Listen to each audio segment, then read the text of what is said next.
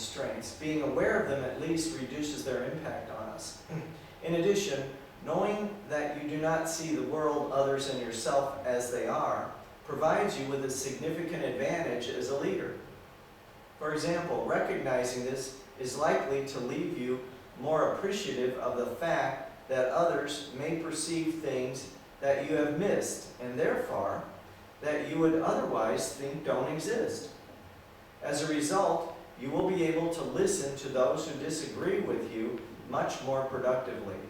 You may even search out those who see things differently.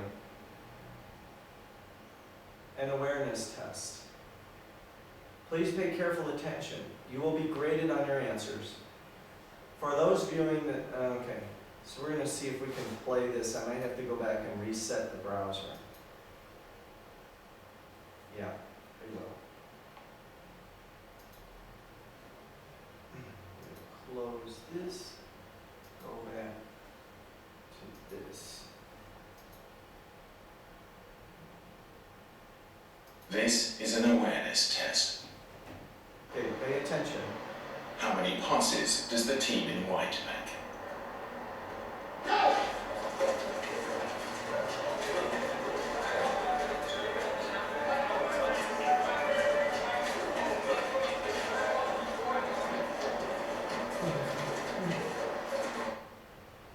The answer is 13. How many did you get? 12. 12? I just want to get Huh? that guy. I'm also 12. 13. What did you get? The guy that was going like this. Alright. But did you see the moonwalking bear? That's what you saw, right?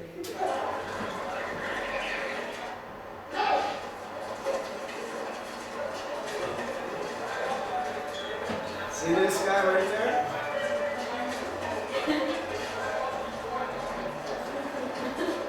But it was like this stuff too, because when I see the thing awareness test, I think that the context is not to look on a ball, because there will be something in other, something different.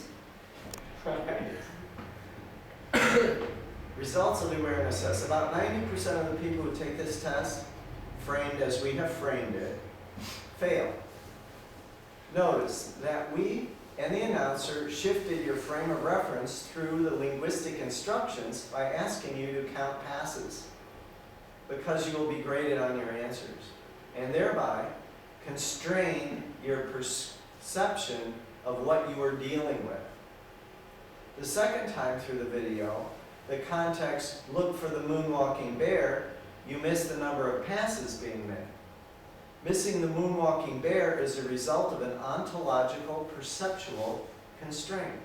Ontological perceptual constraints comprised of our everyday common sense worldview and our frames of reference relative to this or that subject. That is, our network of unexamined ideas, beliefs, biases, social and cultural embeddedness, and taken for granted assumptions constrain and shape our perception of what we are dealing with. This distortion of our perception of what we are dealing with constitutes one of the categories of the barriers to our natural self-expression.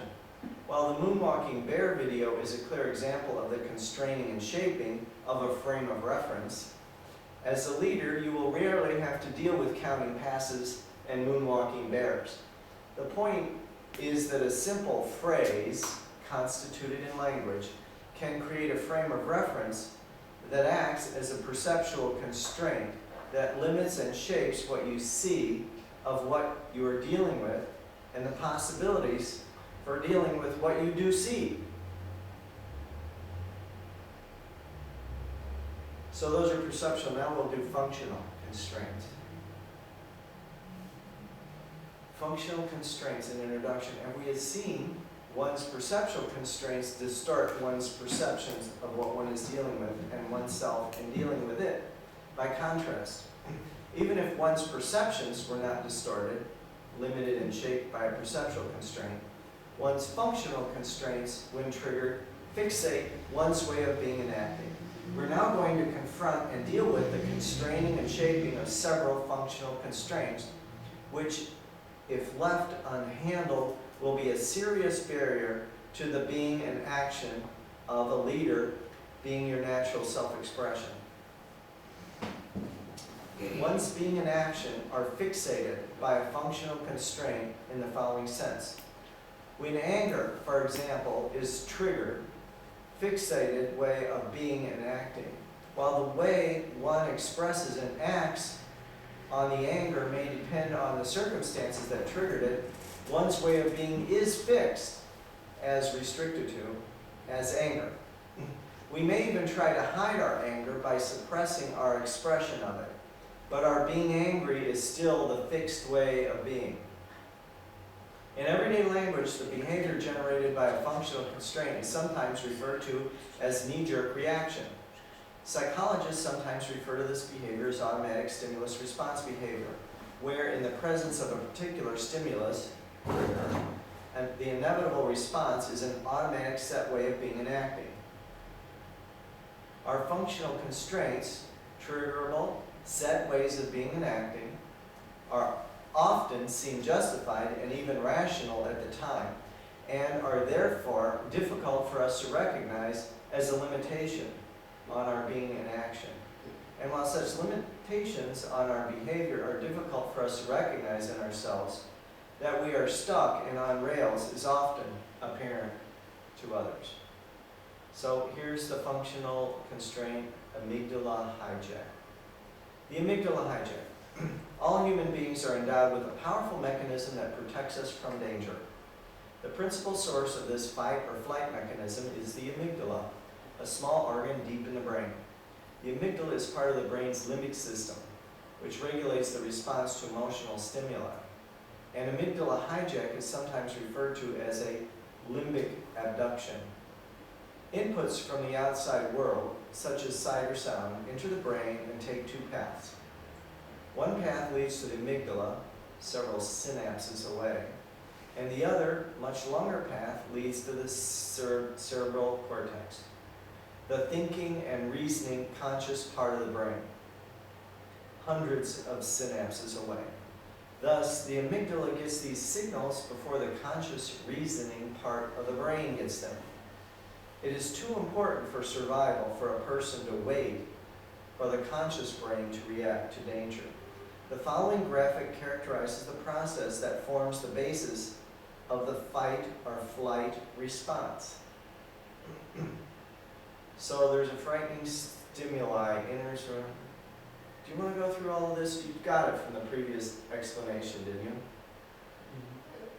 you? Yeah. This is just a repeat, right? The amygdala is right here in the center of your brain, and signals go to it first, and it will hijack the signals that are going to the cortex, which is where all the nice, reasoning and love and kindness and compassion, that's all in the frontal cortex.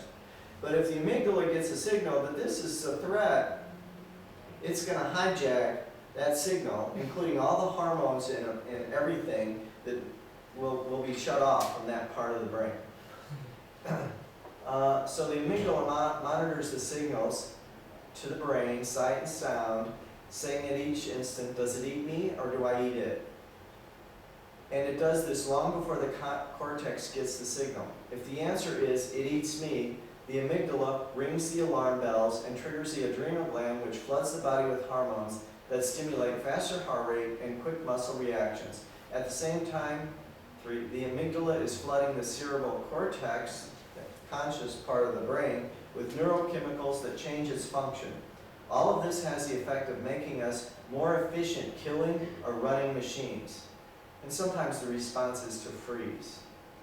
In its flooded state, the cortex does not receive, process, or store information in its normal way. Thus, when the signal finally reaches the cortex is no longer capable of processing it in the normal fashion. All this is triggered in a heartbeat. Survival cannot wait for the conscious brain to react.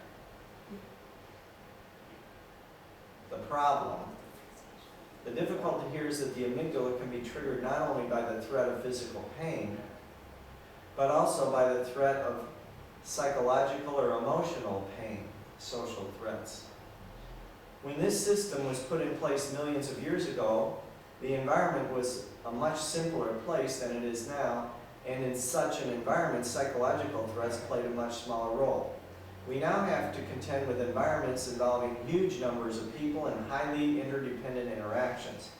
Thus, in this new environment, the amygdala regularly hijacks the conscious brain in the face of a mere threat of psychological, not physical pain. And the result can be highly counterproductive. We have all seen people lose it in reaction to some perceived insult or lack of respect. In the presence of an amygdala hijack, there's almost no chance to have a productive set of interactions in such situations. We all do it. If at this time you're thinking that you do not do this, we suggest you ask your spouse, lover, partner, parent, or child. They will probably be able to help you see that we all do it. For example, we have all seen amygdala hijacks happen when we are giving negative feedback to an employee, direct report, student, partner, lover, etc. Frequently, such conversations start with a compliment followed by a but. However, as soon as the but occurs, the other person is in an amygdala hijack. And once that occurs, it takes about 20 to 30 minutes of absence from the stimulus for the neurochemicals of the flooded brain to dissipate and thereby enable the possibility of a reasoned, rational interaction to occur. Amygdala hijacks limit choice. When being a leader and exercising leadership, such amygdala hijack behavior is counterproductive in the extreme. Those you are leading almost invariably interpret such behavior as evidence of a dysfunctional leader. When triggered, one's functional constraints leave one with little or no freedom to be or to act.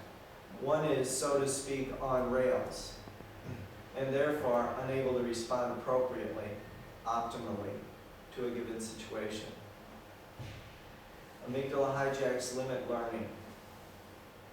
One major way we learn is to see the mistakes we make, and therefore create the opportunity to change those actions to achieve superior outcomes. However, the amygdala hijack limits our ability to learn. Human beings generally are averse to being informed about their mistakes. We go to great lengths to protect ourselves from the psychological and emotional pain associated with confronting our errors. The result of this is that we continue to take actions that harm ourselves, our partners, our businesses, our loved ones, and so on. This behavior, while irrational, becomes understandable once we see the role of the amygdala hijack and seeing how it works, gives us some leverage to limit such behavior. Am I getting any text? Am I getting any? No. Oh. The possibility for limiting amygdala hijacks. Look again at the neural connections between the amygdala and the cortex at point 3 in the schematic diagram of the brain. We see there are neural connections runs not only up from the amygdala to the cortex, but also from the cortex down to the amygdala. This downward link comes from an area in the prefrontal cortex, sometimes inelegantly called the unlearning center, to the amygdala. It allows the prefrontal cortex to take some control of the amygdala. You can think of this link 3 as something like a neurological muscle that can be strengthened, similarly to how one can strengthen a physical muscle. Unfortunately, the rule here is much like the physical conditioning rule: no pain, no gain.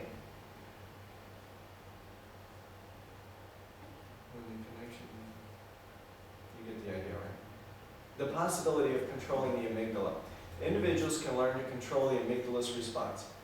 The rule is that to strengthen this neurological muscle, one has to learn to move toward the source of the psychological or emotional pain. You do this by overcoming your resistance to negative feedback, by willing yourself to overcome the highly ingrained sense of to run from or avoid situations in which you can discover your errors. Just like any rigorous physical conditioning campaign, this is not easy, but it can be done. And it starts with recognizing the cost you impose on yourself from allowing yourself to be controlled by your own amygdala hijacks. We will now give you more structure to see the way in which these hijacks are correlated with some of your functional constraints. Reviewing the three fundamental structural elements that make up this course. Yeah. Is that stuff that army guys do? They are put in an extreme situation a lot of times, Yeah. and after all this extreme situation, they're just not thinking how to run or to survive, but they are just turning on their brain and just they now, after all this stuff, that in the real world they are thinking clearly. Yeah. Mhm. Okay. Mhm. Mhm. Yes. You know, like the Marines crawl on the ground while they're shooting live rounds of ammunition over them. It gets them used to it. So when it really happens in a real situation, it's not as near as big of a threat. They're not blinded by emotions, by fear and everything. Right, yeah. Yeah. If you do it enough, you train that pathway.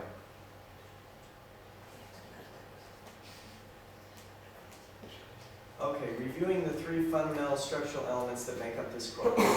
So they're saying we will now give you more structure to see the way in which these hijacks are correlated with some of your functional constraints. Reviewing the three fundamental structural elements that make up this course. The first of the three fundamental structural elements that make up this course is mastering the factors. Integrity, authenticity, being committed to something bigger than yourself, and being cause in the matter that form the foundation for being a leader and the effective exercise of leadership.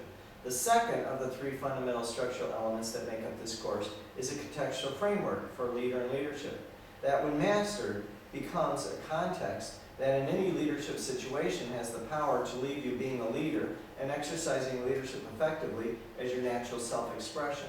The last of the three fundamental structural elements that make up this course is removing from your way, from the way you wound up being what limits or distorts your natural self-expression. The pathway to dealing with the third fundamental structural elements that makes up this course. Having mastered the context with the power to give you the being and action of a leader and effective exercise of leadership as your natural self-expression, what is left is to remove from the way you wound up being what limits or distorts your natural self-expression. Most of us think that the way we are being and acting is our natural self-expression. However, our natural self-expression is an unconstrained freedom to be, and that freedom is limited and distorted by certain ontological constraints that have become a fixed part of the way we wound up being. As a result of these constraints on our freedom to be, each of us gets left with idiosyncratic, fixed personal ways of being and acting that allow us to succeed in some situations, but which leave us, at best, getting by in others, and unfortunately, failing in yet others. Break assignment. It's now morning.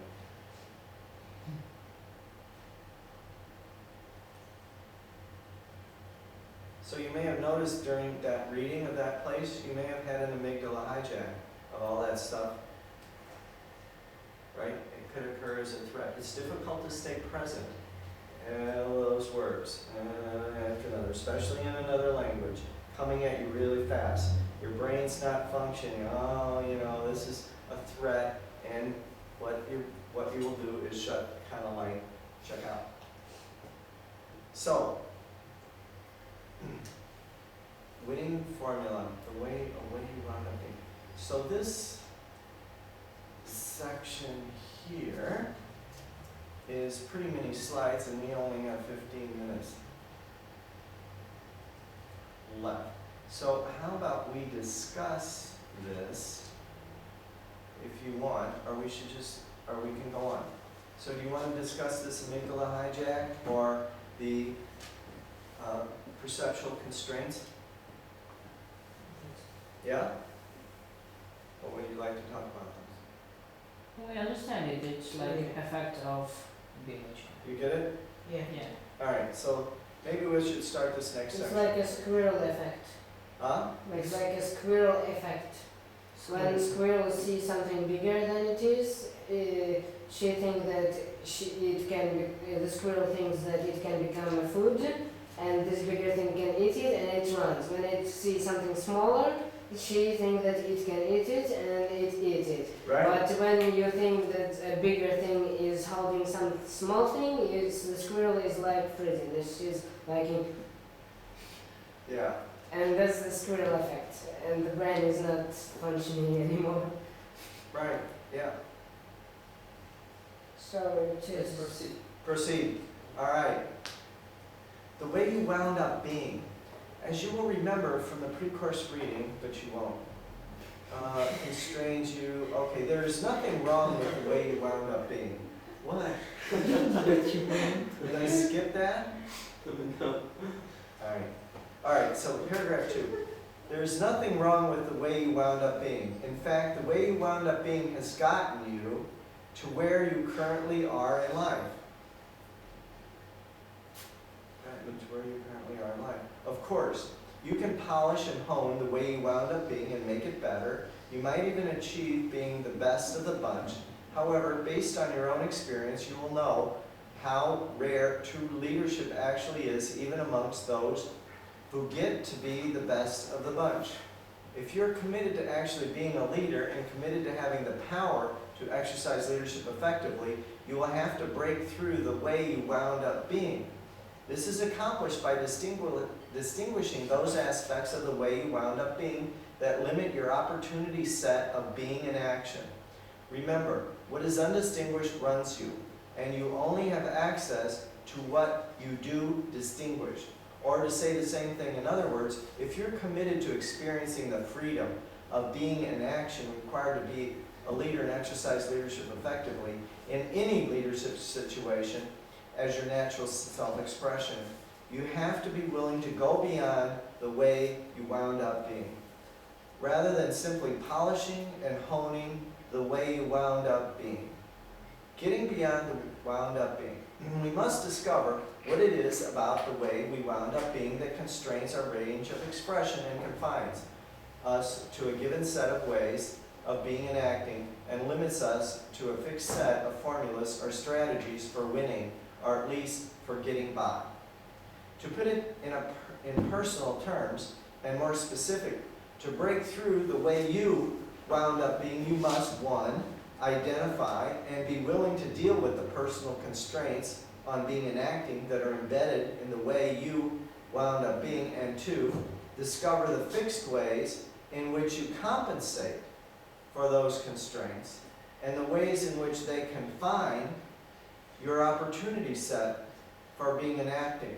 If being a leader in the effective exercise of leadership is going to be your natural self-expression, you will need to liberate yourself from those constraints. Winning formula, a functional constraint. The genesis of the functional constraint we call winning formula always starts with a decision. A decision about what you could never be. In the moment of making that decision, it seems that there is some way of being that wins in life, or that in certain kinds of situations in which you are involved, there are certain ways of being that win in those situations. Which way of being you decided that you can never be? I know this is a little confusing, but we'll get cleared up. Such decisions are usually made in the period from early adolescence through the mid-20s. So you may not be done making this, but so this could actually be a breakthrough in delivering this conversation to a group of people that hasn't completed their winning formula. And I don't know what that's going to make available to you, but it could be very few people have ever had this conversation in the midst of deciding, of putting together your winning formula. So you're putting together a formula to survive in life. where you are. And nobody has had this conversation with that group of people that I know of. Very, very rarely would a young person find themselves in the leadership course. A few people have, but, you know, just really addressing it. But so, you know, let me know what you see about this, because you haven't put the last piece of your winning formula together yet. There will be, you will need to handle your survival on your own. Like, you know, right now, other people pay your way, and, you know, you don't have to work. Most of you, or all of you. I didn't. And so you will put something together when you're on your own. I put together, I'm going to have to do it myself. You can't count on anybody else. Если ты хочешь сделать хорошо, делай это сам. Да. Huh? Did you understand? Did you understand what I said? Yeah. Okay. So that's what I put together, except for I had to break that way of winning formula up to come over here and doing what I'm doing, because I can't do this myself. It's too big a project. So it's going to cost me, my bigger than the way I wound up being is going to cost, it's going to cost me this way of being that I put together when I was your age. All right. Such decisions are usually made, all right, we cover that.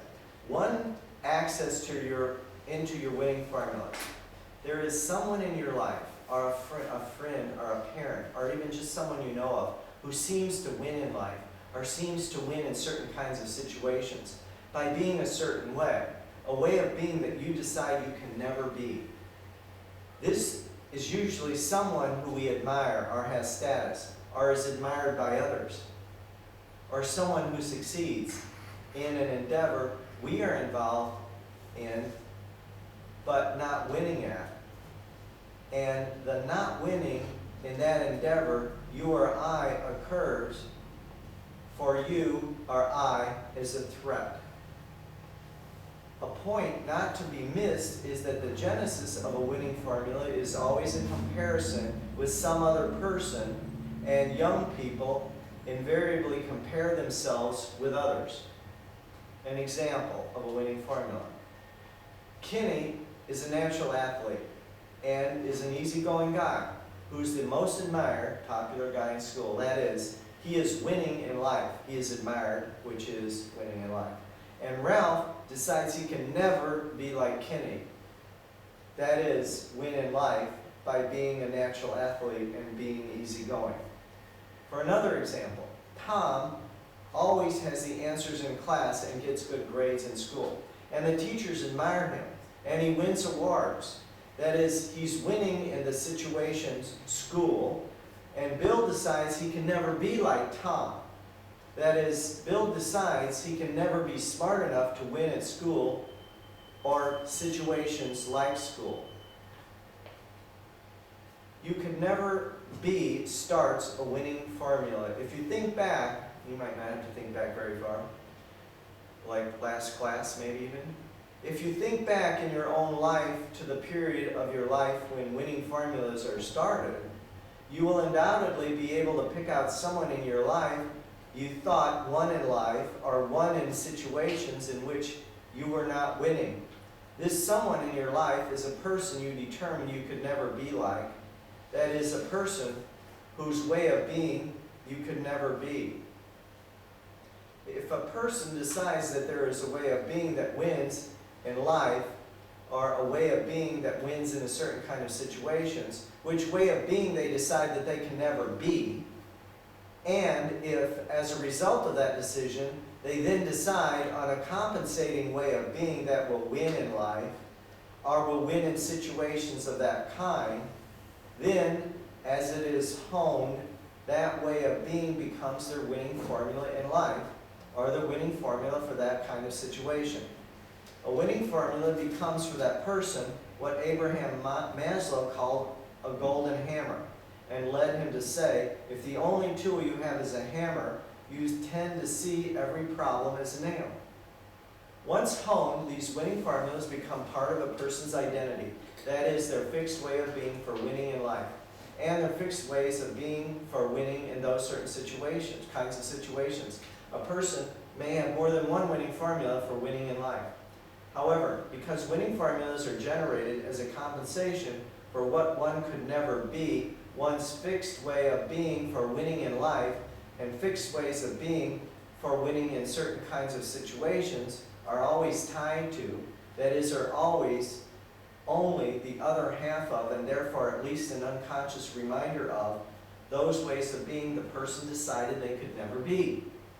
As a result of being a compensation, there is little real self-expression or joy in the exercise of those winning formula fixed ways of being, even when they actually win. Winning formulas get triggered when there's a problem, breakdown, opportunity, challenge, or any other situation to be dealt with. Your winning formula will be triggered if it looks like the situation poses a threat to your winning in life. It looks like in order to be dealt with successfully, the situation threatens to need a way of being that you decided you could never be. Someone suggests a plan of action that looks to you like in the situation it will fail, and you will lose as a result of that failure. The situation appears to be similar to any situation in which you decided you could never be that way, you needed to be to win, and in which you came up with a compensating way to win in such situations. Winning formulas are oriented around winning. It is critical to be clear that winning formulas are not oriented around succeeding. Rather, winning formulas are oriented around winning. Once triggered, the plan generated in one's winning formula trumps any creative thinking, planning about what might best produce success. This is also true in a discussion with others, because once triggered, the plan generated by one's winning formula is for one the only way. It only allows for tweaking that plan. Once a winning formula is triggered, any resistance to it only increases the force, fixation of that winning formula. A winning formula, once triggered, leaves one on rails, fixed on that winning formula, and with virtually no ability to study the given situation, to question any step in the formula, and no ability to discern any weakness. So that's the end of that part. So did anybody identify one of your winning formulas while we were going through that? Hmm? Yeah. Yeah? Can you share about it? Like when I saw one man who is really nice in football, I say to myself, I will never be as cool as he is. And You'll be how is he? as he is. How is he? What? I don't know. You said never be as, what is he? If he is really cool in football. Oh, a Yeah. football guy. Yeah, and I saw he's really cool. Yeah? I will never be as cool as he is. Right. And I just give away football and I'm not playing it. But I could be like good or maybe better than he, but I didn't try. You stop trying. Yeah. So is that a winning? So is that a winning formula? Is just to stop trying? No. No. So how do you? Since you could never be that cool football player guy, you became what to compensate for it? Besides not trying anymore. You take something and work in this context that you took from someone, and it limits you if you came into different situation. That like if you came on field of football, you can't play football because you limited yourself. Oh, so you became more well-rounded, we say. You just say that I'm really nice in basketball, and I am. It is my best. I win there, but when you came to football, you are a loser because you think you. Okay, so how did you, since you could never be that way, you compensated by being good in some other way? Huh? Yeah.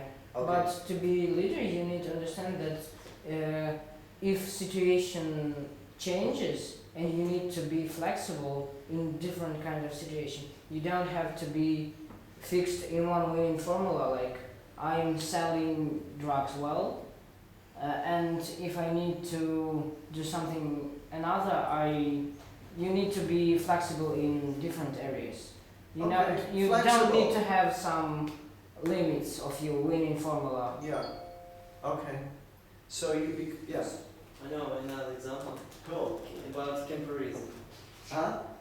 I explain. For example, if we talk about football, when I come to a football area, for example, and I see a good football player, and I can compare him to me, and I think he's better than me. But the winning formula can be then I can compare me to the person who is even worse than me, who plays not so good as me, for example. Yeah. And the question is whom we compare Yes. ourselves. Okay. And it is Okay. winning. So there's a way that we couldn't be.